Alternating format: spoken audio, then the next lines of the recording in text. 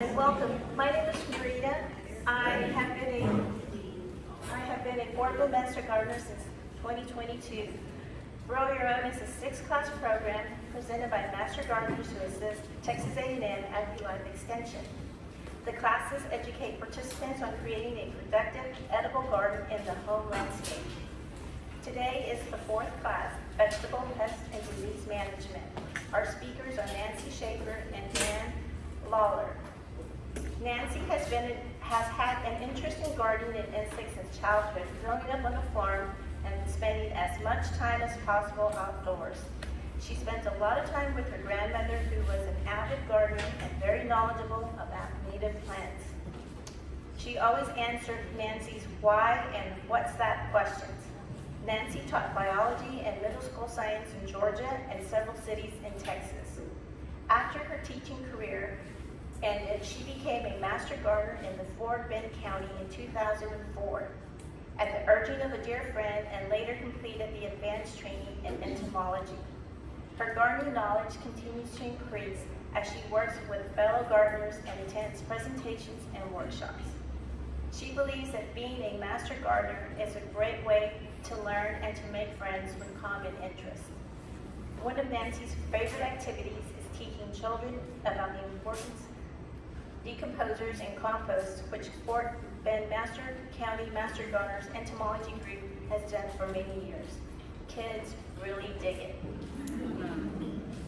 And Dan Lauer has been a Fort Bend County Master Gardener since 2000. He chairs the Fort Bend County Master Gardener Entomology Group and enjoys growing roses. Let's welcome our guests for today, Nancy and Dan.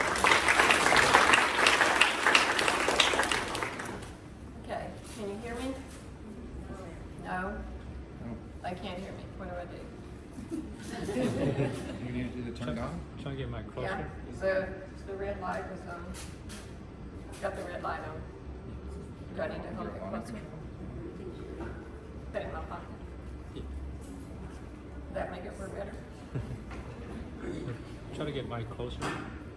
This closer? Yeah. Okay. How's that?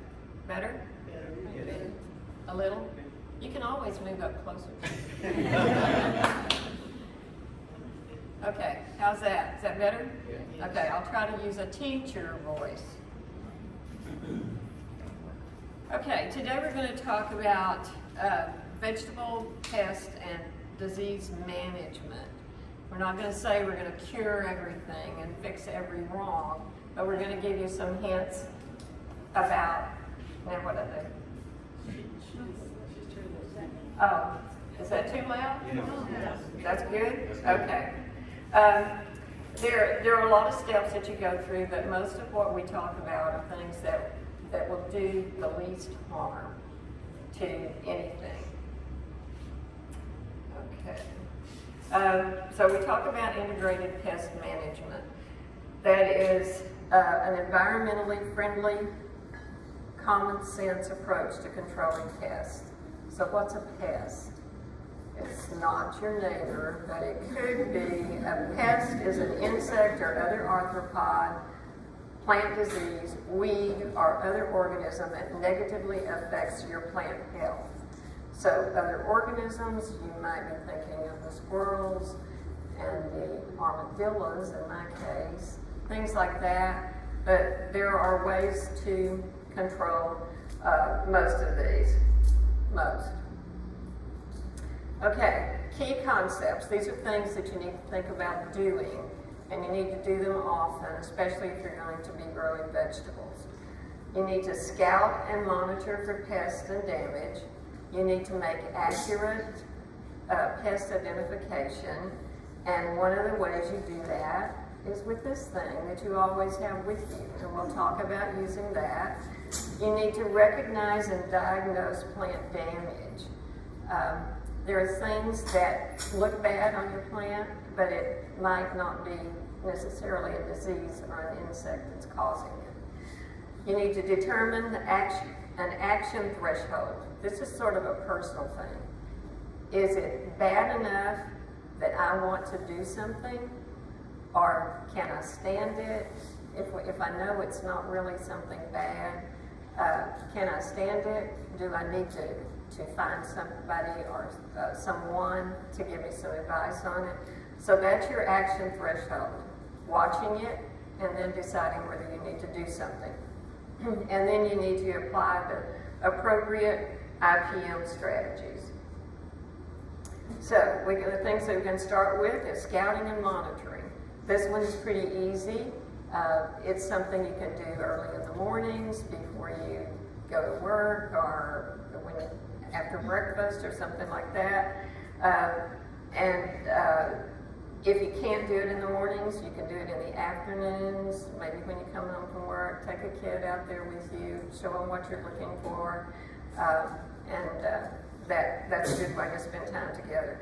So, for hand picking of insects, I like to wear a pair of gloves, but there are a few things that I'll just go ahead and squish. So get you a pair of gloves, a cup or a container that you can put some water in, maybe with a few drops of soap in it. Soapy water will kill a lot of insects because the soap clogs up the little spiracles that they breathe through. It doesn't have to be a big foamy bottle of cup of soap. It can just have a few drops in it. So you brush them off in that, and then you can pour that out. Another thing, and I didn't get that out of my box, I don't think. Anyway, you can make a trap with a plastic bag. Traps are sticky, and you can hang those next to your plants. These are not going to take care of the pests, but it will help you find out what might be damaging your plant, and they're going to be tiny. So you would put a yellow sheet of paper, doesn't have to have lines on it or anything. Yes, that's it. Thank you. They're like that. In a plastic bag, just put a piece of colored paper in it, and then put a little tie on it, one of those little wire ties, and you can hang that on a plant. And then you put Vaseline on it, so it makes it sticky, and you hang that on the plant, and come back and look at it tomorrow. So those are traps. Like I said, they will not take care of a whole population of insects. They will just let you know what's there. Then you can get a hand lens out and you can try to figure out what it is. Okay, identify pest and or damage. So when you, thank you, the whole box. Get some kind of hand lens. This one is pretty handy. I can keep it in my pocket because the lens will pop out. Catherine has some giant ones over there. You may or may not need that. You can use some of the little ones that you can get online, something like this that flips out. Some of these have a light on them too. So those are good to have. You can make yourself a little kit of things. Something to collect in. You can use something special, which is what these are, but you don't need to have that. You can just use those. The little square thing is a baby food container. You may not have that. Medicine bottles, we probably all unfortunately have some of those. Those are good for collecting. For leaves, you can put them in a bag. You don't want to get them all crushed because we want to see what the damage is. And then you can use your phone or the phone camera to take pictures of it. Back to collecting. When you collect these insects, they're going to be alive, and you're going to take them in the house, and you're going to take a picture of them. Now, some people don't want to do that because they think they'll get away. So you can put the insect in the container in the refrigerator for 3 or 4 minutes, check it. If it's still very active, you might leave it in there a little longer. You're probably not going to kill it, but then you can take it out of the refrigerator when it's slowed down. I know some people don't want to put bugs in the refrigerator, but think about all those other dead things you've got in the refrigerator. You can pour it out in a container and then take a picture of it. So you can do the same thing with leaves. You don't have to put them in the refrigerator, but you can put them on like a piece of white paper and take a good picture. We have an excellent help desk here.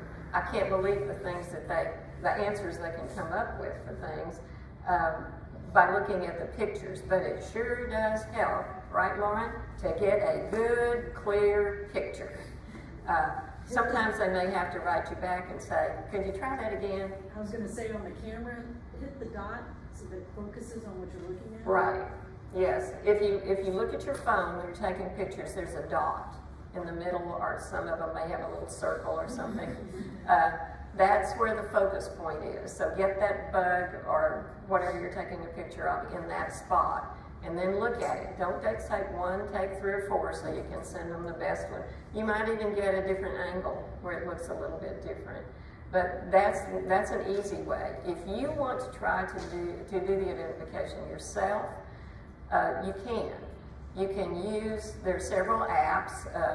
Google Lens used to be a really good one.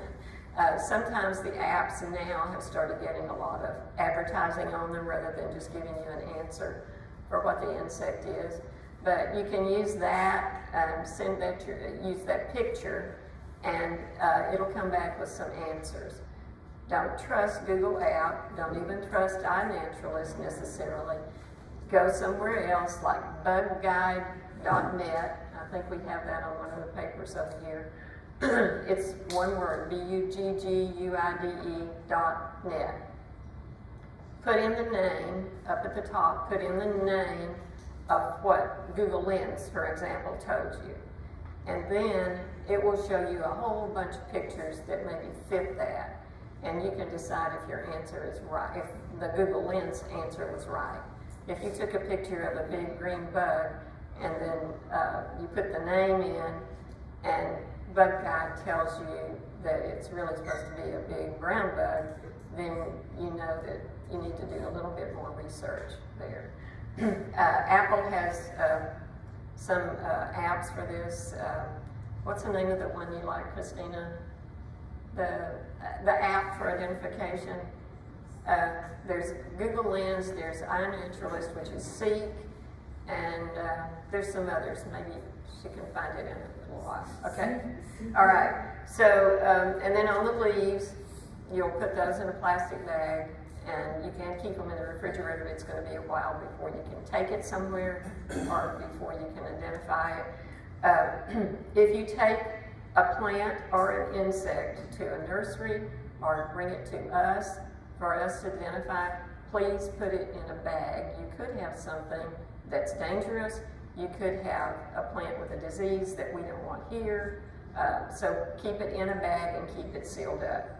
So your phone is a good choice. The little insect that I took a picture of is a pale bordered, I don't remember, yard roach, something like that. Anyway, it is a roach. So some people would say, well, I don't want that. But it stays out away from the house. You won't see it close to your house. If you do, it's just move it out because it's not really a problem. So those are the kinds of things that you learn whenever you take the picture and you identify. You find out something about the insect or the damage that's on the leaf. You find that out, and that helps you out whenever you're looking again. Okay, another thing you have to remember is that insects go through different stages. You don't look like you did when you were a child. They don't look like they did when they were just a hatchling. So you want to be sure that you know the life cycles, and that, I may be looking at just a baby bug. So on the screen up here, we've got a simple metamorphosis, which illustrates one kind. That's one kind of metamorphosis. The eggs are laid. This happens to be a leaf-footed bug, which we really don't like. And the eggs hatch, and immediately when they hatch, they're little tiny bugs, little tiny things. And they stay all together in a little group. They look like a bunch of little spiders. Then they grow, and they change their appearance a little bit. And then they continue to grow until they become this adult that's down here. The other metamorphosis that we're talking about is complete metamorphosis. This is a lady beetle. They're not bugs, they're beetles. The eggs are laid, then the larva hatches and grows, and it looks like that little orange thing. Doesn't look anything like a lady beetle, does it? Then it makes a pupa, which doesn't look anything like the larva. And then it will come out of that pupal case and it will be a ladybug. Lady beetle. Okay, the other thing that's one of the harder things is to recognize plant damage and determine your action threshold. That sounds like something really important, doesn't it? So we're going to look at these pictures and see what we should do maybe. So, whoops. The first picture, number 1 here, has some leaves that are skeletonized. So you're going to look at that and you're going to say, that's pretty bad, but is it just in one spot or is it all over? You're going to look at some nearby plants, so just to decide. So I can tell you, this was in my yard. Yes, it was all over several plants. Is there significant damage? That damage is significant because that plant doesn't have enough green space to get enough sunlight to keep growing. And so when you decide that damage is significant, then you need to do something. If you don't know what to do, if you don't know what it is, then you can contact our help desk and find out. This was on hibiscus, and it was caused by a fly, a sawfly larva. They're little tiny worm-looking things. And they were eating the leaves, skeletonizing the leaves. The plant wasn't terribly important to me, so I didn't spray anything. I cut it off and it grows right back. So that wasn't a problem.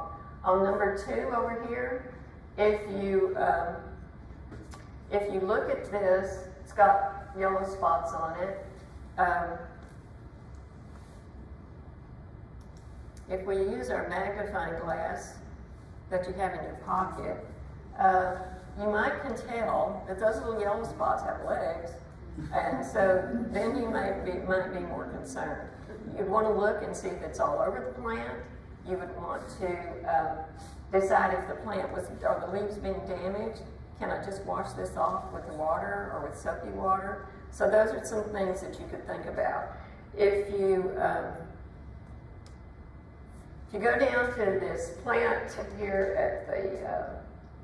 at the bottom, this one, you can see there are other plants in the background. Does this plant look like there's only 1 or 2 leaves that are affected? Just 1 or 2 leaves? No, it looks like there's a lot that's affected. Do nearby plants have the problem? These are all tomato plants. Do those look like they're affected? No. So this one's got a problem. And is there significant damage? I'd say so. There's significant damage. One thing you could do is check your irrigation and see if it's working properly, but most likely this is a disease, and you're going to need to take that plant out. On this plant, it's supposed to be green, but it's got this black stuff on it. So, is it just on one, or is it on everything? If it's on everything, you probably need to do something.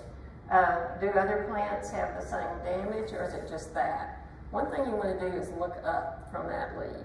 See if there are any aphids or any other kind of little insects there that might be dropping. Their droppings may be falling on that. Excuse me. And that is a fungus that grows on their droppings. Can be washed off. This leaf looks like it's pretty rough, maybe a little hairy. It might be hard to wash that off, but you could do something about the insects that are above it. This plant, somebody's already asked me about leaf miners. The little squiggly line is on that leaf. Is it on all the leaves? Is it on 2 or 3 leaves? If it's just on that one, you can break it off. Although, the mine starts right about in there, and it goes out to the edge. When it gets to the edge, the pupa drops out on the ground, and that's where it's going to be so it can hatch. So try to catch those early. Take that leaf off. If you just got a few more leaves that have that, then you can do that. Take the leaves off rather than doing anything. Once they are in the leaf, you can't do anything about it other than take the leaf off because they're protected inside. They're eating inside, so you can't spray anything on it. You can do some things to prevent that if it's an ongoing problem year after year. You can use neem oil, I think is one of the things that they suggest you can spray on your plant for that. So that's what we mean when we say recognize plant damage. Okay. Use a combination of IPM strategies to avoid and prevent pest problems. We have some cultural practices. Put your plant in the right place. How do you know where to plant it? You need to look at that tag when you bought it.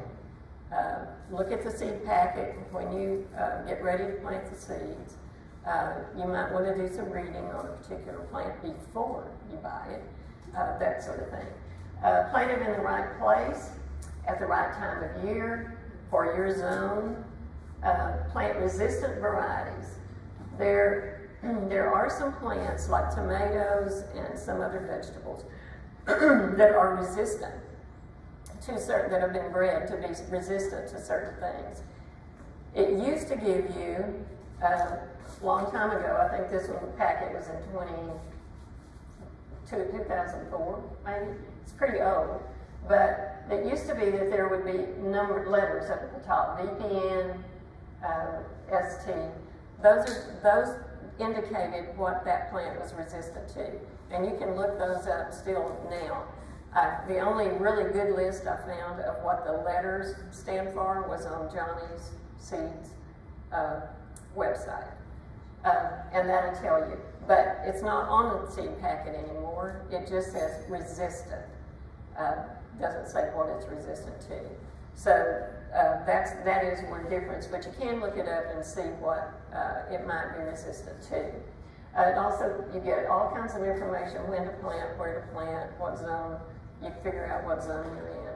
All of those kinds of things are on the packet. I think I read somewhere that there's up to 20 things on a seed packet that will tell you about the seed that you're getting ready to plant. So that's a very important little thing to have and to read about. Mechanical practices would, when you see a pest, remove it. Be sure it's a pest. Be sure it's not a lady beetle larva. Be sure it's not a caterpillar that's going to turn into a beautiful butterfly. So be sure that you pay attention that it is a pest. Remove plants that have heavy infestations and disease symptoms. If you think it is beyond hope, don't nurse it. Just get it out of the way, get it out of your garden. Don't compost it, put it in a bag, and put it in the trash. You can spray things with water or soapy water to remove some things and see if that works, if the damage is not too bad. Keep your garden clean and free of debris and weeds. This is something that a lot of us forget to do. Things drop on the ground, or weeds. Maybe your bed is next to a fence and you've got weeds growing by the fence. So you don't bother with those. Nobody sees those. But that's a good hiding place for pests. So you want to keep the area around your plants clean. Don't stack broken limbs and weeds that you pull. Don't put those in that place around your garden. Keep it clean. We'll talk about some insects in a little bit that love those places. You can use row covers or cups and cans to protect new plants. Be sure if you put a little collar around the plant that it's something you can remove, because if you do need to remove it and the plant is huge, it's going to be kind of hard if it's plastic or if it's a can. So you can make little collars out of cardboard. You can remember to take the collar off after the plant gets bigger. The row cover is something that you can buy. online or in stores, but you can also go to a fabric store and you can buy tulle, T-U-L-L-E, that you can make tutus out of, and some people use strips of it to put around packages and make bows and that sort of thing. It's not as cheap as it used to be, but it's still less expensive than a row cover. It's very wide, and you can use that. It lasts 2 or 3 seasons. So you can use that. You have to figure out a way to make it stand up over your plants, figure out a way to hold it down close to the ground. So if you've got something that's really bothering you, or something that are bothering your plants, something that you would like to keep away from them, you can use that. The tulle does not work on mockingbirds and tomatoes. They can get through that, but I don't know if there's very many things that a mockingbird can't get through to get to a tomato. I've heard a lot of people with all these different things. They hang red Christmas balls on the plant. They paint tennis balls red and hang them on the plant. So there's a lot of things that people try to do, but usually the mockingbird wins, at least on some of them. Keep your plants off the soil by using a trellis or a cage. If it's something that runs on the ground, use a trellis or a cage for a tomato to keep it up off the ground. One of the things we'll see if you go, when we go out in the garden, I hope all of you will do that, is that the leaves next to the soil are the ones that show some damage. A lot of times that's something that you can take care of by taking those off or by not letting them stay wet, because that's what's causing that damage. Okay, biological practices. This has to do with natural enemies.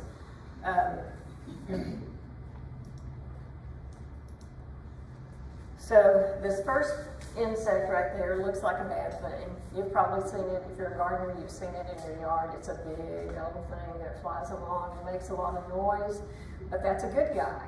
He's got a piercing, sucking mouth part. He doesn't pierce and suck your vegetables. He pierces and sucks all the bad things. So we want to leave that one in the garden. The next one is a robber fly. Let's see if that helps. The robber fly catches insects and eats them. There's little bitty robber flies and there's great big robber flies. They all look similar to this. They're amazing. They can stand on one front leg and hold the prey that they caught and eat it. So they're very interesting things. Right here we have the assassin bug, and that's a good one. They lay lots of eggs. Their eggs are dark like that with maybe some orange in them, and they lay them in a geometric shape on a leaf. And if you see that, you want to leave it. Some of the other bugs, the leaf-footed bug, lays their eggs in a long string, but these are going to be in that little shape on the leaf. And when they hatch,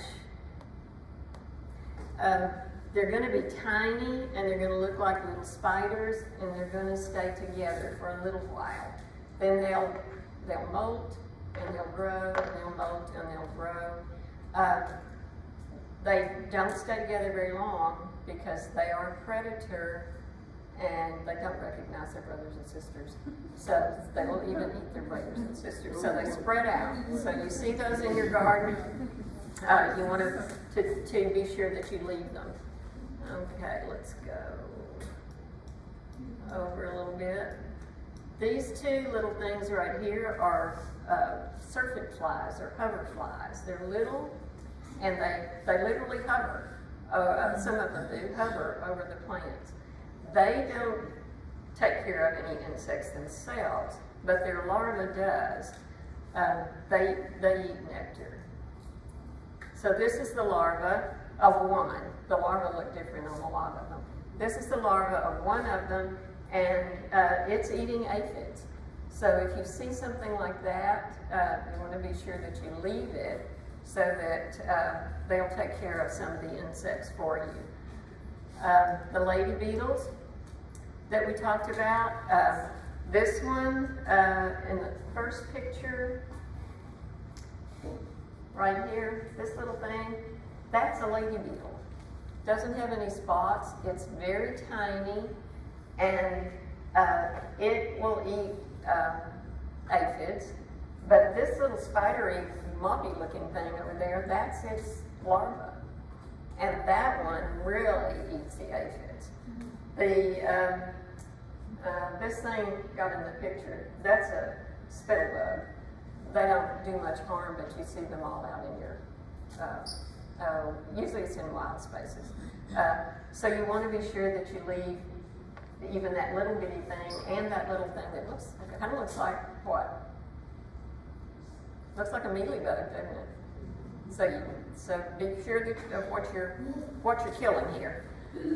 Okay, lady beetles. These are more lady beetles. They're not all orange and black spots.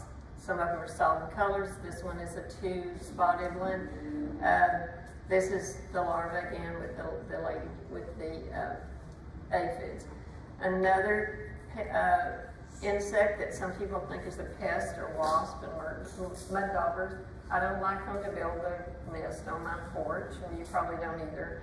But they are very ferocious eaters when it comes to getting, well, I guess they're really helping their babies, to getting caterpillars, little insects, and bringing them back to their nest.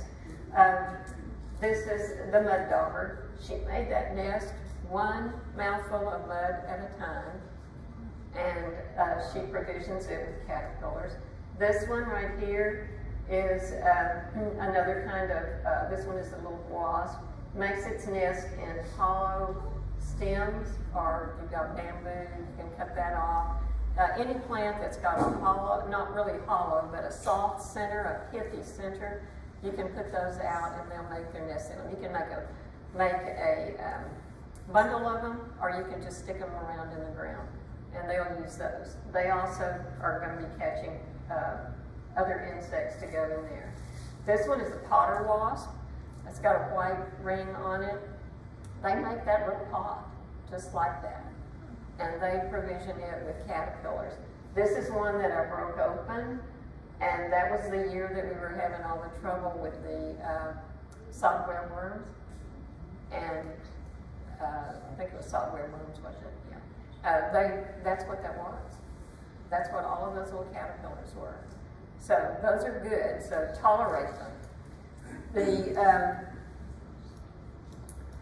We have beetles, lots and lots of different kinds of beetles. Some may eat your plant, but if they've got a big mouth part like that, they're going to be eating other insects. Spiders, all good. Praying manids, those are good. You want to keep them. That thing on the pencil, that's a baby. They're teeny little things. Like I went on my arm yesterday and I tried to keep it, but I wasn't lucky enough. You can barely see them. So those are good. You want to be sure that you keep all of those in your garden. Let's see, I think we got all of those. The lace wing. Let me go back. This one is neat. Well,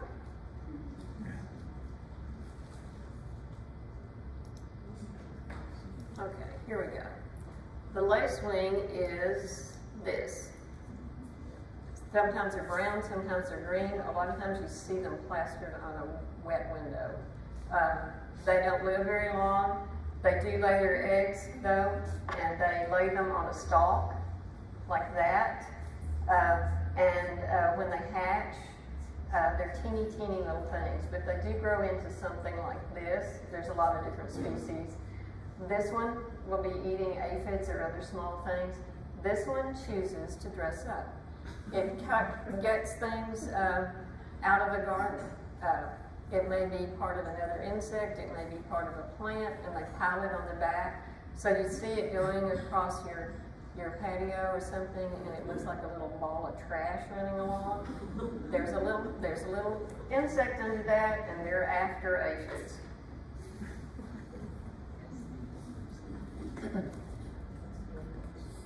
Okay. Other things in your garden that are helpful, the birds. They do a good job on a lot of things, and because they're, especially during the time when they have babies, because they're catching the insects to feed their babies. The little anodes, that anode is eating a good insect though, but they do their job. They eat a lot of other things. Toads and frogs and our little, well, there's a lot of snakes that eat insects. Some people don't really want them around. But there is a little brown snake. It's about this long. It's that color brown, and it doesn't do anything. It can crawl all over you. It doesn't want to be around you. It's under stones or under debris. Those are really good because that's all they live on, are insects. Spiders, we have some big spiders, like these in the gardens. That one is good, it has a big web. All of them have a web to catch something else in, and then that's what they eat. So spiders are good. They're good in your house. Don't squish them, just put them back outside.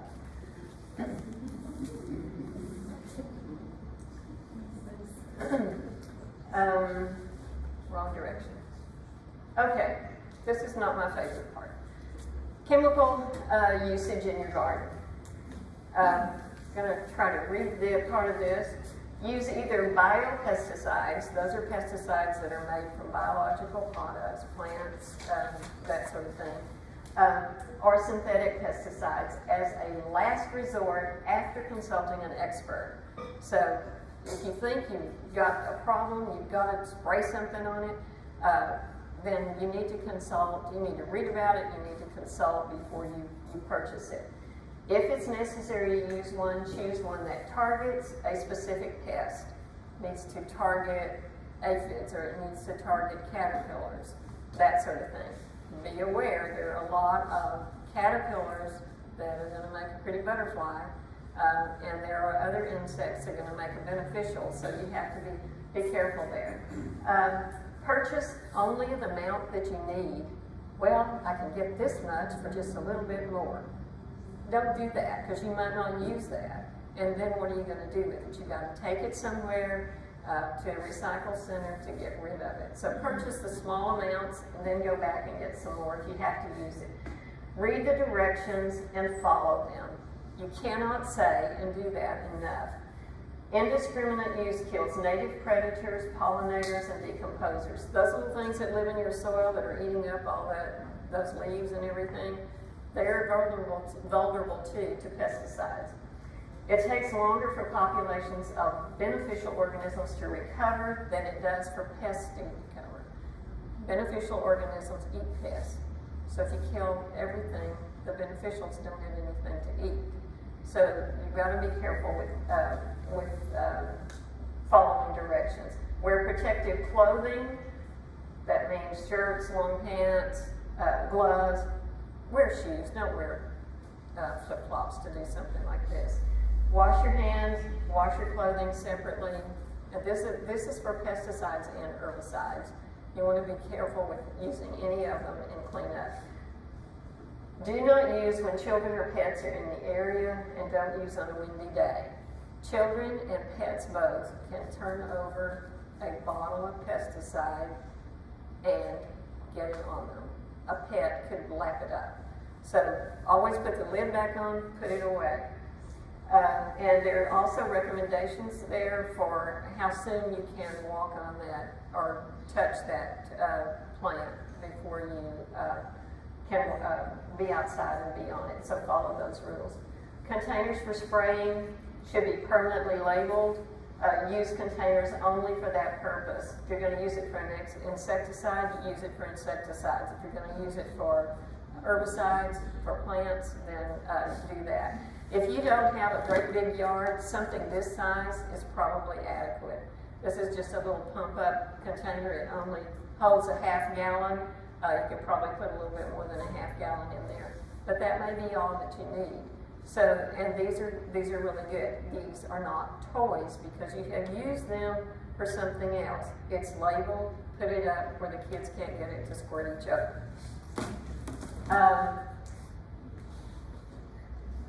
Okay, we did that one. Clean your spraying containers well, the nozzles and the hose, and then put them up out of the way. And again, always read the instructions and follow them.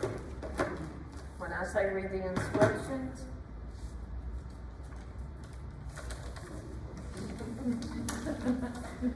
that's it. And that company that did that put everything on there that you should know, and they put down what you should not do. So they've covered themselves pretty well. So follow the directions. All right. Insects with chewing mouth parts. These are the caterpillars.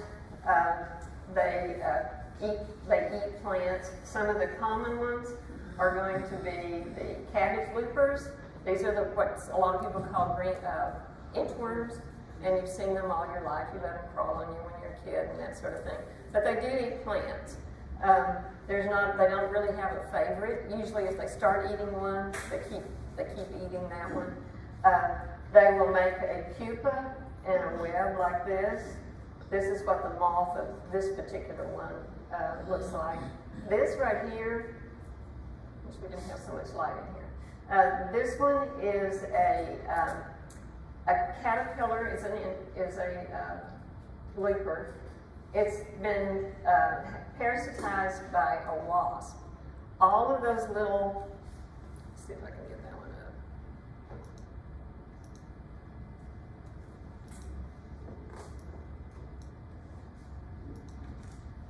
It's been parasitized by a wasp. The wasp lays its eggs, many eggs, on the caterpillar while it's in that webbing. And those little wasps hatch out and they eat the insides of that caterpillar. Doesn't sound very good, but they're doing that for you. And then all those little black spots are the little wasps that are coming out. So you don't want to destroy them either, because you want them to go back into the garden and do that to another caterpillar. Butterfly caterpillars are, I've never seen or even seen it written about that those are preyed on by these little wasps. Okay, the squash vine borer. And we have someone in our audience today that knows about squash vine borers. We have a paper over there. You can take a picture of his video about living with squash vine borers, and it's very interesting. I did put a picture. These, the moth is yellow and gray like that. It lays its eggs on the stem of squash. I think probably the yellow squash was the one we maybe grew up with. That was a common one that we grew. And nearly every time you planted it, I don't care where you lived, you probably got squash vine borers in it. They eat into the stem. They ruin the stem so that it can't get nutrients and water up and down. This is just one of the squashes that can kind of outsmarts the squash vine borer, because as it runs along the ground, it roots, it nodes, and just keeps going and going. You need a little bit of space for that, but I'm told these are very tasty. I think you can use them small, and they have a little different texture than when they get larger. And then in Larry's video, he tells you about some others that are resistant. I wouldn't say resistant, but they can be. You can be more successful using those varieties. And he's been doing this for a while, so he knows what he's doing, and that would definitely be worth your time, especially if you want to grow squash. The one over here is a cutworm. That's the one that put out a bunch of little new plants, and you put out, or you've got seeds that are coming up, and you go out the next morning and they're cut off at the ground. That's a cutworm. There's lots of those around. If you find one, usually they crawl off and hide before daylight. But if you find one and you startle it, it'll curl up in a little seed shape like that. So that's the way you know. These are really good at that debris that you left over by the side of the plant. They'll go over there and hide. So keep your garden clean, and that'll help you. keep those out. The pupa is a brown oblong structure, and the moth probably you would never see, but the pupa you may see, so you can remove that if you're digging around in your garden and you see it. The tomato fruit worm and tomato pinworm. These attack tomato, the fruit. They will burrow into the fruit and they actually run it. You can try to deter them by planting things like carrots, dill, cilantro, fennel, basil near them. I think they're going to do what they're going to do, so I'm not sure. The tomato fruit worm also is the same thing as the corn earworm and the cotton bollworm. So they get around. Catherine has over here, she has a tomato that's been damaged by one of those. The tomato fruit worm is bigger, the tomato pinworm is smaller, but they both do about the same amount of damage. You just about, if you get them like this, you have to throw it away. I don't think you would want to eat it because there's frass inside, and you know what frass is. No? Frass is poop. Okay, tomato hornworm. This is another one that likes tomatoes and peppers and things like that. It's big. It's the one I had on my slide at the beginning. And it eats like crazy. You can't believe how much it eats. One way to find it is to look on the ground for the frass. The other way is to take a kid about the size of those out there and show them a picture of what you're looking for. They'll see it way before you will. So that's one way to get rid of those. This one makes a larger pupa, and it still has a sort of a loop that's part of that horn on it. So you can find those, and you can remove those from your garden also. This caterpillar has got white cocoons of a little wasp. And if you see one like that, leave it in your garden because you want those little wasps to come out and attack other caterpillars. So you want to do that for sure. The little wasp is a teeny little thing, but it does a really good job of taking care of those. Sometimes the caterpillar will still have the cocoon on the outside and they'll turn black or dark brown. Okay, beetles, there's a jillion different kinds.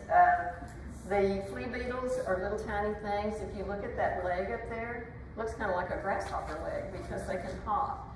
And they do. If you go out to try to do anything to them or with them, they're gone in a second.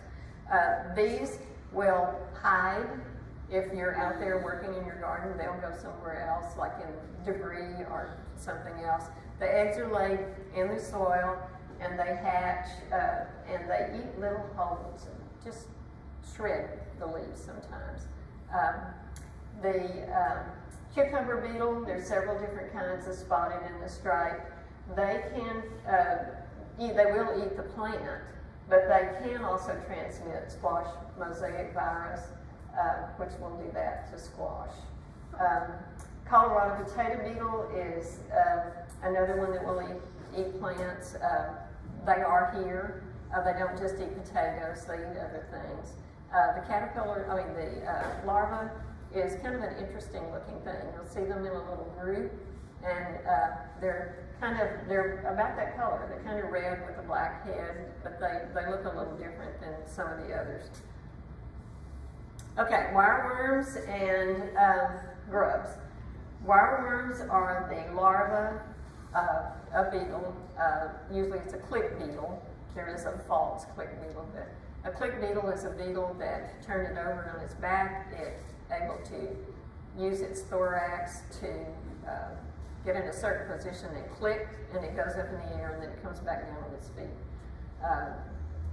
Wish we could do that. But they eat roots, and they're in the soil. You'll find them. The one thing that they damage the most is getting into a plant like a potato, a tuber of some kind, and eating inside of it. If you don't have too many, you can sort of cut around it, but That's one of the things that they do. The white grubs, we saw a lot of those from the June beetles earlier this year. We saw the beetles, we'll be seeing the grubs pretty soon. They're those white grubs that you have in your garden, you might have them in your lawn. They don't do a lot of damage to your lawn if there's not too many. So don't panic over it, don't run down to the store and buy something to kill them, because they're probably not going to do a lot of damage. I think it's,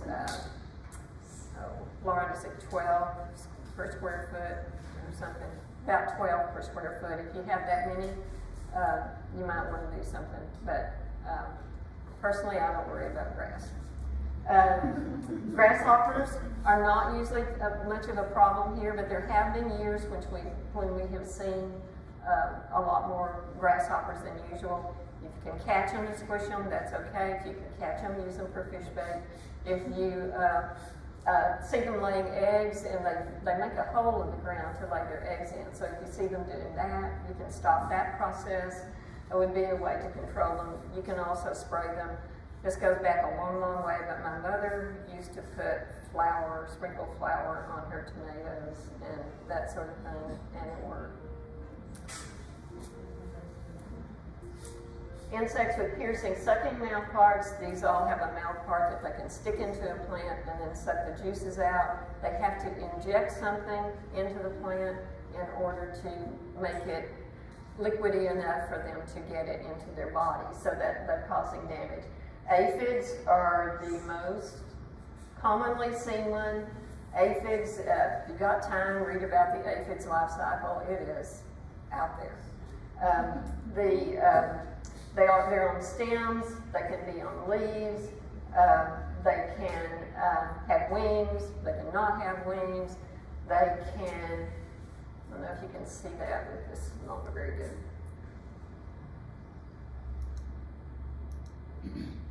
That one is giving birth to a baby fly. Oh, wow. Yes. But then they can have, they can lay eggs and mate and do other things. But this one doesn't. This one doesn't. This one was, the largest one was a female to start with, and then as they go through different parts of their life cycle, that changes. The aphids poop out the honeydew again, and that will make the sooty mold grow, so that'll be on your plants. You can just take, if you've got them on a stem, you can just take your hand and rub it up and down and squish them. You can wash them off with water. They will climb back up, but more than likely you've killed a lot of them by washing it off. The larva looks like this. This is one of those serpent fly larvae, and that's the pupa. They also eat aphids. Plant hoppers and leaf hoppers, those are those old things that you can't catch. They run around the stem when you're trying to get them, or they hop and fly away. They also will do that. Some of those spread disease. They can make little speckledy places. They can do enough damage to cause the plant to decline. This one is a common one. The young one produces a waxy substance that covers it. It also, some of them also may be inside a little waxy covering. White flies, teeny little things that you can find with your little trap that you made with the Vaseline on it. You can tell if you've got those. There will be, sometimes the infestation will be so great that you walk by the plant and it's like a cloud of them flying. Washing it off with soapy water helps. Sometimes you may need to do more. The leaf miner, and we finally found one out there in the garden.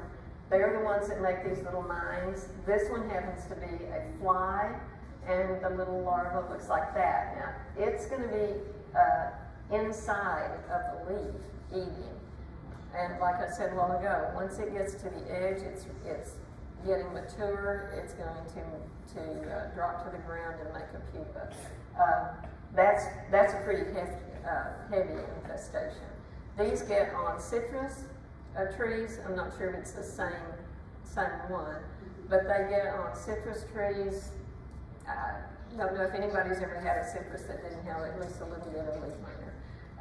They don't usually harm the plant, but they make it look unattractive. And then the next year it may be, if you don't do something about it, you have to start early before you see the damage. And I think neem oil is a recommendation for that. Got a question? Do they do they get on lemon trees? They do get on lemon trees. That's something I need to tell my mom then. Yes, you do. Yes, they were on my lemon trees a lot. But you know why I grow lemons and satsumas and things like that? I don't get very many, but those big old caterpillars that make those big old giant swallowtails love to eat citrus trees. So I leave them on there. Just leave a few. Okay, leaf-footed bug, we talked about that a little bit ago. The eggs are in strips on your house or your garage or something. Get rid of those early. They'll be there. Get rid of those before spring, and you'll have fewer. There's a couple of kinds. This one has a stripe across it. This is the big one. They will make these spots on fruits. They have to inject something into them to get something out. So that's how they're going to cause the damage. Squash bug. I guess those things have been around forever. The eggs are red or brownish, and they lay them on the leaf. This is our biggest pest, the leaf-footed bug, and the younger ones look a lot like the assassin bug. Do you have any tips of being able to tell them? The younger ones, okay, these, see how they're wide at the abdomen, at the back part of it? Yes. Okay, that's a key. That's one thing to tell you. The assassin bugs won't stay together because if they do, they'll eat each other. These will stay in a group. You go out and look at a plant, they'll have a whole cluster of these little ones on it. It's easier to get the little ones than it is the big ones sometimes because they can't fly. These things are pretty big Yes. when they get to be an adult. Big and a little scary. They fly. Do what? They make noise. They let you know. Okay. The squash bug does a lot of damage. It can do to the leaves and to the squash. Those, if you can get them when they're early, then you'll be able to stop a lot of the damage. I don't know what else to tell you. You can put poisons on them, but I would use something a biological on them. Stink bugs. There's probably a jillion different kinds. These are some that we have here. The green stink bug, and the nymph looks like that. The brown stink bug, and the nymph is green. This is an invasive one that's here. Didn't start here though. Brown marmorated stink bug that has those spots around the edge. Those we'd want to try to get rid of. They're really pests on crops. The spine soldier bug is this one. It's got a green square. This is the Brockamina stink bug. You find it on trees, bark, and that sort of thing. That's a good one. Those two are good. See how the little points stick way out on that one? And this one, there's not very many others that look like that. So those two are going to be good ones. So you want to be able to keep those. Damage they cause is distortion of the fruit and maybe causing the fruit to rot. There is that long, that brown thing. That's the long thing that they're going to stick in your fruit. Okay, spider mites. These can get bad fast. They're tiny, tiny little things. They make a webbing.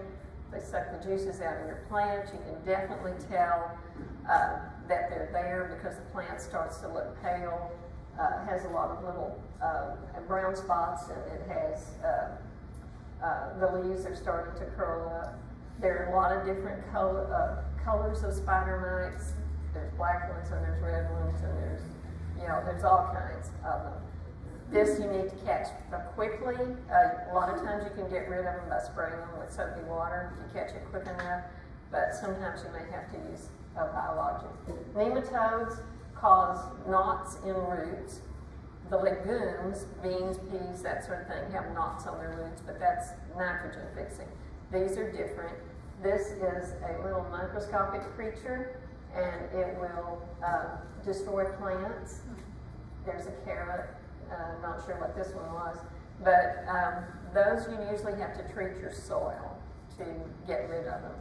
Elbon rye is a plant that you can buy. It's a grass. You can plant it in that space and leave it, and that's supposed to be sort of like a trap plant for them. That's one thing that you can do. Don't plant the ryegrass they sell for you to put on your lawn in the winter to make it green. Don't buy that. Be sure you get Elbon rye. The main reason you want the other is it's hard to get rid of. Now, Dan's going to tell us about diseases.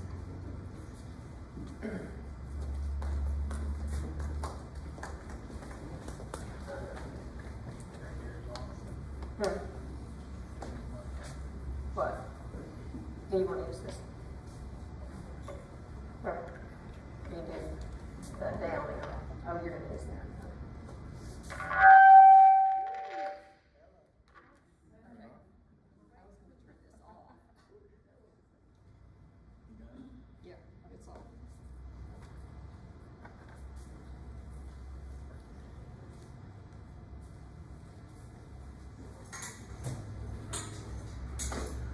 Okay.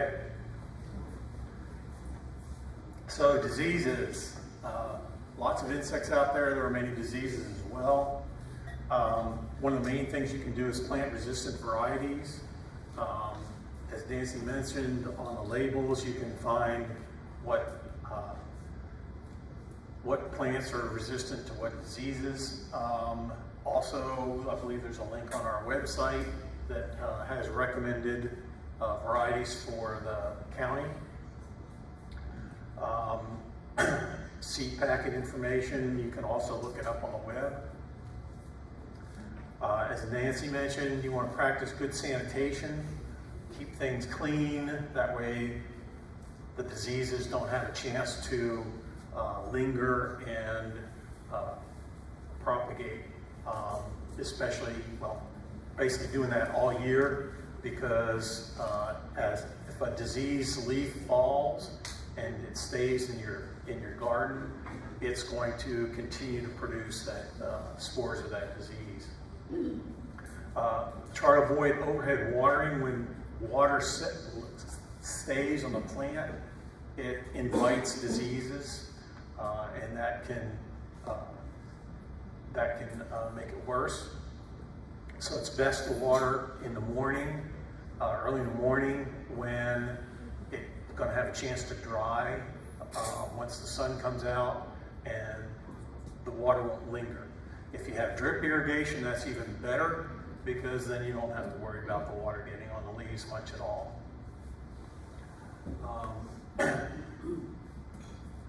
As Nancy mentioned, you want to plant a plant where it belongs. Don't plant a plant that likes it dry, like a rose plant or something. Don't plant it in a low spot. Lots of plants don't like wet feet. You want to keep a good layer of mulch. That helps cool the soil, keep in moisture, and things like that. Don't plant the same plant in the same place year after year. Practice crop rotation. So don't plant plants that are in the same family. Tomatoes, eggplant, potatoes. Don't plant them in the same place all the time. Rotate what plants you plant in a given area. The reason for that is that if you're planting the same thing in the same place all the time, all the pests that bother those plants, all the diseases that bother those plants, they're just going to have more chance to increase in population and get worse. As Nancy mentioned, you want to try and keep your plant leaves up off the ground, and especially fruit. A lot of diseases are either in debris on the ground or actually in the ground. It's also a good idea to harvest fruit before it's ripe. Lots of times you have to do that just to beat the birds or other friends to them in the first place. Okay, so diseases. We can have fungal diseases, bacterial diseases, and viral diseases. They can occur at any stage of growth, but you want to try and figure out what they are as soon as you can so that you can treat them if possible. As you see, viral diseases, for example, you can't do anything about them. You can't get rid of them. You just have to kind of live with them.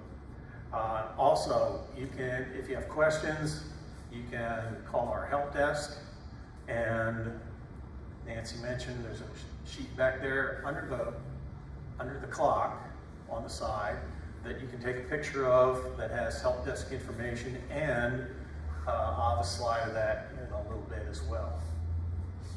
Okay, some of the things you look for: if the plant's stunted, it's distorted, the leaves don't look right, they're distorted, they're curled under or whatever, or the fruit has spots and starts exhibiting funny colors. Spots may occur a lot of times on the lower or upper leaf surfaces, or even on the fruit. There can be decay on the stem. You'll see blotching and browning of the stem sometimes.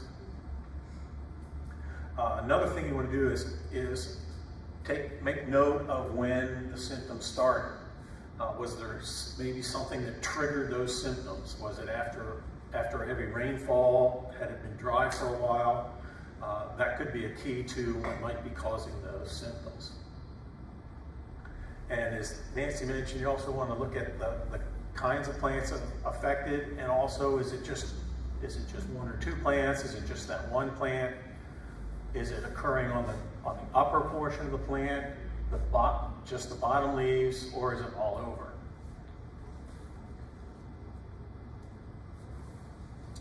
Okay, some of the fungal diseases. Typically, fungal diseases are going to be more severe when the temperatures are moderate and when water stays on the plant, whether it's the leaves or the fruit. Verticillium wilt, which is down in the corner, typically is late in the season when it gets warmer. The fungal diseases can be spread by wind or by water, and that includes splashing irrigation water. Can also be spread by tools. So if you're working in the yard, if you suspect that you may have diseased plants, be sure to clean your tools clean your tool often so that you don't spread the disease from one plant to another. Some of the diseases you might see are, first one is damping off. That one happens on seedlings. So if you get your plants already in pots and started, you don't necessarily have to worry about that. Question, yes? Not a question, but a comment. Verticillium wilt has an extraordinarily broad host range. Yes. And if you have it in your soil, there's almost nothing you can plant there. Yes, you said verticillium wilt has a wide range of plants that it affects, and it's in the soil, it's soil-borne, so you really can't do much about it. And again, that's a good reason to find plants that are verticillium wilt resistant. A number of fungal diseases are soil-borne. The ones that cause damping off, Pythium and Rhizoctonia, are soil-borne. So again, if it's in the soil, you're subject to it. Often plants are treated with fungicide that helps at least the seed and seedling fight off those possible infections. Bean rust, there's many different types of rust, and rust is named, even though there's other rust, rust mainly gets its name from the red colored spores that are produced when the rust fungus matures. And within the diseased areas will be red spores that signify that the fungus has gone its life cycle and is producing spores and going to spread even more. Powdery mildew, again, it's maybe not as common on vegetables, but it can be found. Called that because it looks like a powdery substance has formed on the leaves. Again, that's as that fungus grows. Downy mildew is another one that is later on, typically later on in the season. Early blight can be found on both leaves and fruit, with dark lesions with halos around them on the leaves, and black spots with halos on the fruit. And we mentioned verticillium mold. Some of the bacterial diseases you may see include bacterial spot. We get black spots with halos forming on the fruit. Black lesions with also halos, yellow halos on the leaves, and it can also occur on young fruit as well. Bacterial wilt, again, you want to look, is that one plant? Is it just the one plant, or is it all the plants? It seems to be just that one plant. Is it just part of the plant or all the plant? That seems to be all of the plant. Bacterial wilt gets so severe that there'll actually be a slimy substance oozing from the stem eventually. By that time, the plant's pretty much gone. But for bacterial diseases, again, resistant varieties are important. Bacterial fruit blotch occurs mainly in melons and can affect primarily the outside of the fruit. Bacterial canker, get these bright yellow spots on the fruit. Dan, Yes.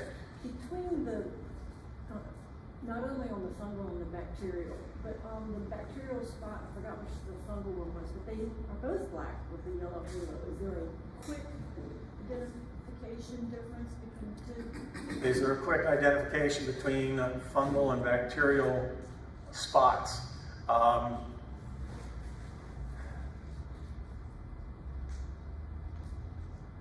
I think an experienced eye can tell you. I'm not that experienced with them, so I don't. They look kind of Offhand, I don't similar, know. so- I don't know a trick. Okay. I'll look it up. Okay, viral diseases. As I mentioned, viral diseases are not treatable. They're spread very easily with tools, in garden tools. Also, a number of insects are vectors, helping to spread them from plant to plant. Leaf mosaic virus. It's called mosaic because it leaves a mosaic pattern. So there's splotches of different colors on the leaves. And yes, ma'am. When you have something this bad, what do you clean your tools with? What do you clean your tools with? Typically a container with about a 10% solution of bleach is typical. and you just dip them in there between plants.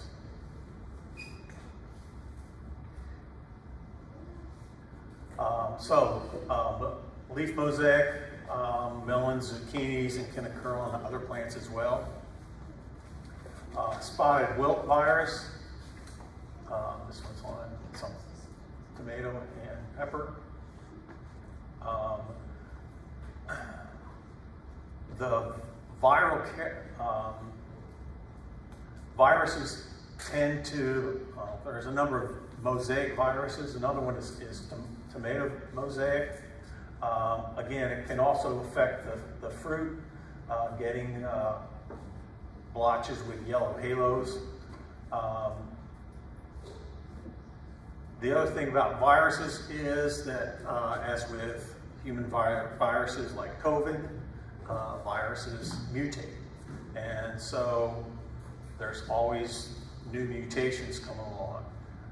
So you may have, that's why they're always developing new plants with disease resistance. They're trying to get ahead into the diseases, the new diseases, and work resistance into the new plant varieties. Yes, sir? Yeah, I worked as a tomato breeder for about 35 years.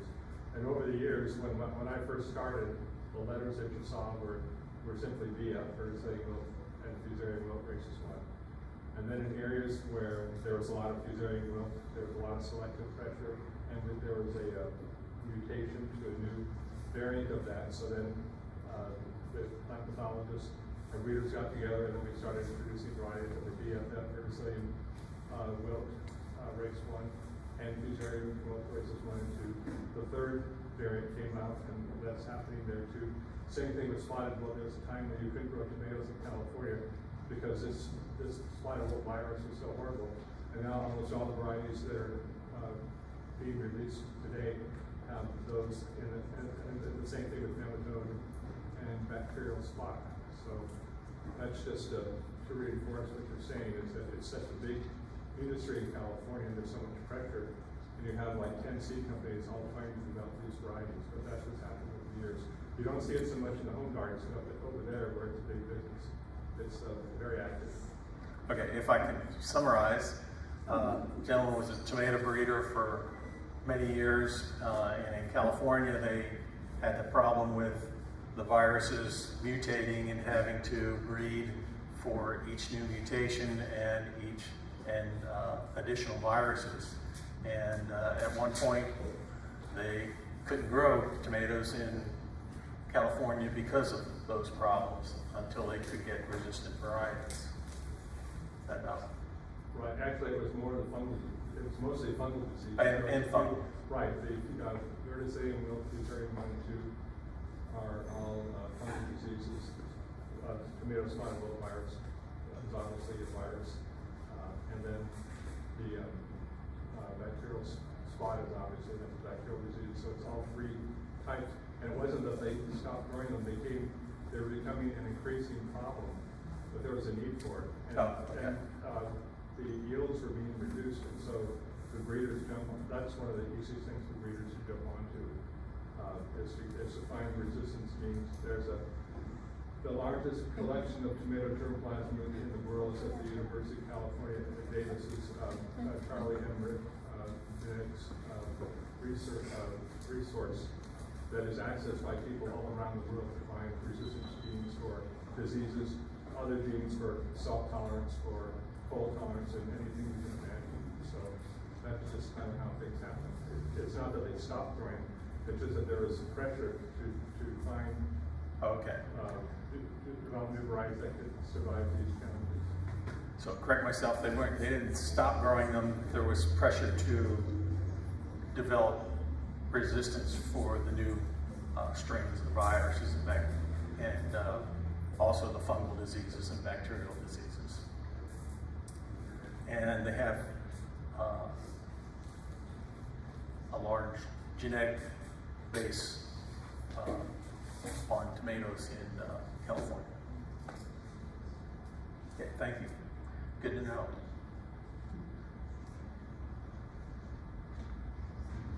Okay, and then help desk put us up for these. These are tent caterpillars. This is a tent caterpillar and the moth from a tent caterpillar. Yes, these don't really affect vegetables, but they're topical for this time of year. So we're seeing a lot of tent caterpillars. One of the things about tent caterpillars is you can take care of them yourself if you have a pole and you can reach the tent, break it open with a pole, and you know the wasps that Nancy was talking about, they'll get in there and take care of some of them. The tent is there for protection. If you break it open, then the wasps can get in and get them. This one is a fall webworm, a nice hairy guy. Typically, if the worm is hairy, you don't want to touch it because some will be stingers. I don't think this one is a bad stinger, but best not to find out. And this is an example of the moths. And then this is the woolly bear caterpillar. These apparently are plentiful. The thing about the woolly bear, one thing about the woolly bears is they feed on lots of different plants, so that's why you see them all over your yard and garden. If you haven't. Anybody been seeing them? Okay. And tent caterpillar and so on. Okay.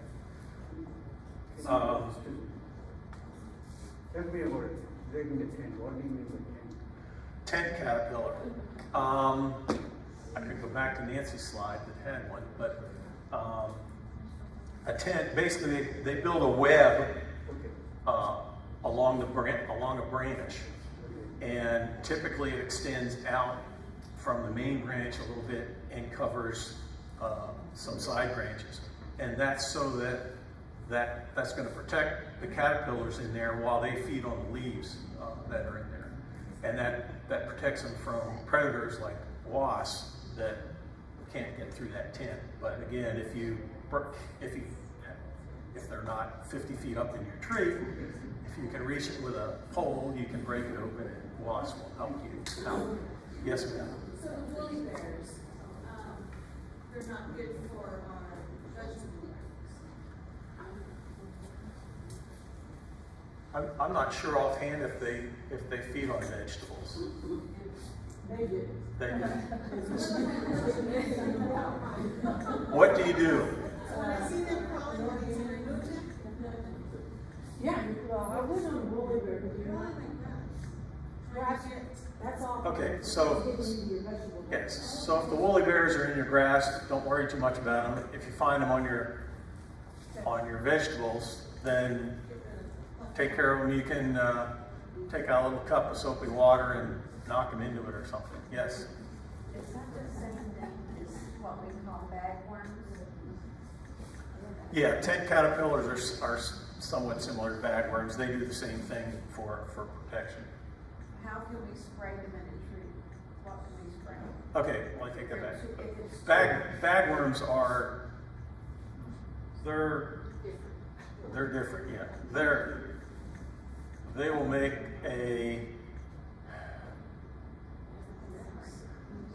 they kind of hide in a little hanger down.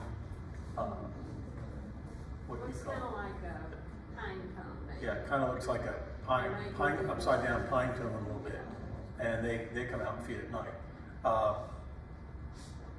Tent caterpillars, there's many different. There's different kinds, but they will basically make that tent around the leaves that they're going to feed on. Well, then I had tent.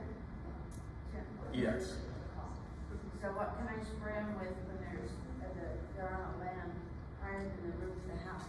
What can you spray them with? Well, if you spray them, it may not get through the web, the webbing. So typically they won't do that much damage unless they're like on every single branch.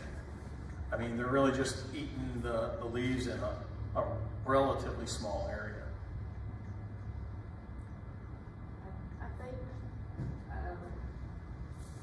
you, it depends on where you live in this area. Where I live, I'm gonna step on every one of them, because I have thousands in my yard right now. So, yes, and they haven't even gotten to the concrete yet. So, I think, but I'm not I did use BT, which is a bacterial, Wait a second. Nancy says she's steps on hers, yes. but she has Well, odds. I step on them. I have resorted to brushing them with my fingers because I have to get rid of them. I have a lot of them. They're on things that are lower. They've eaten nearly every yolk pond that I have. And I didn't realize that they were there because that was in a spot that I don't go down to very much. But eventually they will probably get to my 100-foot tall pecan trees, native pecans, and there's nothing I can do.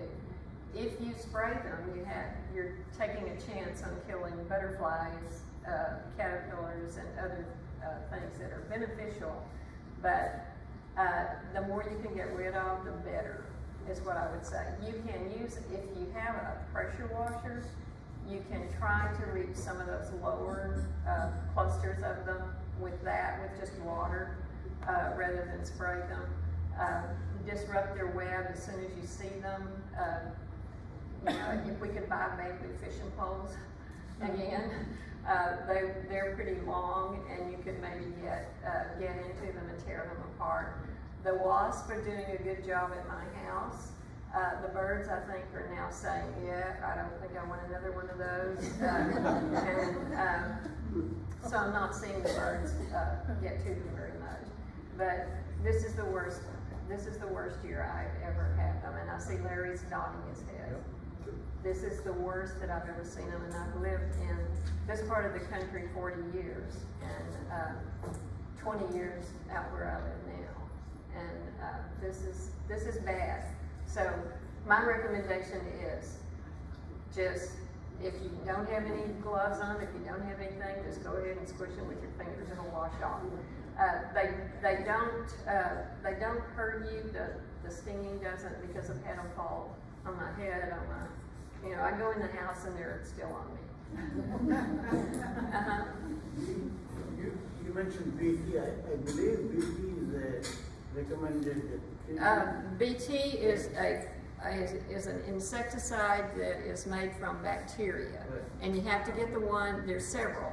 Get the one that is for caterpillars, and it'll say that it comes in a little bottle, and you only need I think it's like a teaspoon or less for a gallon of water, but they have to eat it in order to kill them. Yeah, so anyway, I'm thinking of writing a book. Typically with BT they have to eat it, so typically you dust it or spray it on the leaves that they're eating, and they'll take it up and it will. It doesn't kill them right away, but it will kill them. Any other questions while we're going? Okay. Okay, so here we are with the questions. Here you go. I didn't realize this slide. So here's what the tent looks like. Okay, and they can be various sizes. Typically, there may be, I don't know about the size, maybe volleyball size, kind of, not that big. That's on the website, on the Fort Bend Master Gardener website. That was the question of the week for this week. So it's not just Larry and I. And again, on the table under the clock on this side, we've got 4 printouts. Let's see. This one is for you to take a picture of, to fill out a brief survey, if you will.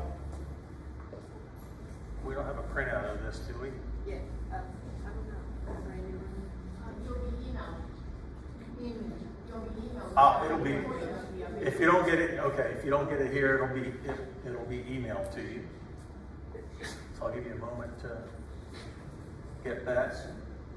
And if you don't get it here, we'll get an email. I can go back to this when we're done because I think the others are over there. Here's one, if you need to get hold of someone at the help desk, you get questions.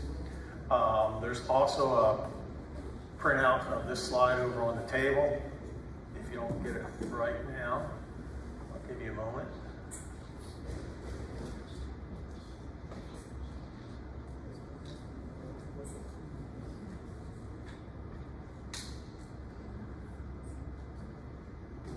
So much information.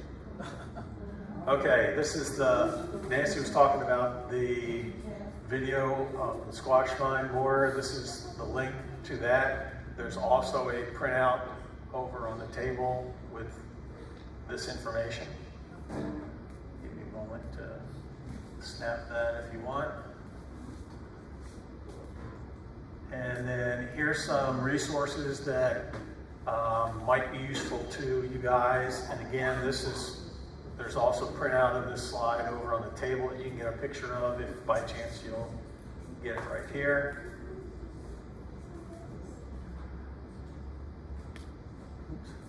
And then that's for us. That's just mine. Okay, so let me put you back here. And again, those others, we have printouts over on the table that you can get a picture of that. And if you didn't get a chance before we started our talk, we have card sets available over here for sale. This is a vegetable garden pass, and this one's $15.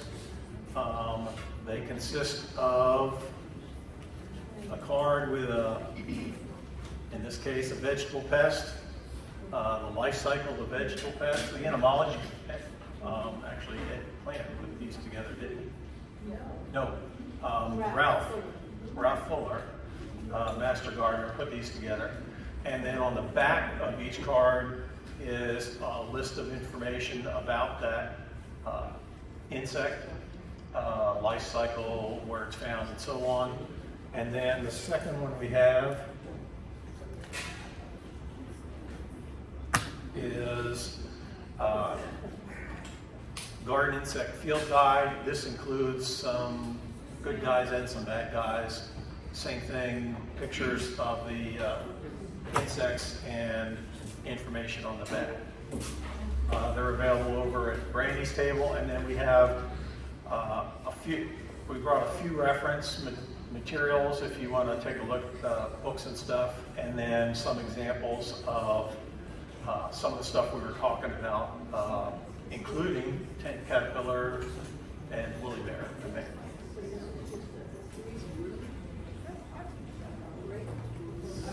We're going to go, through the garden, we're going to go outside.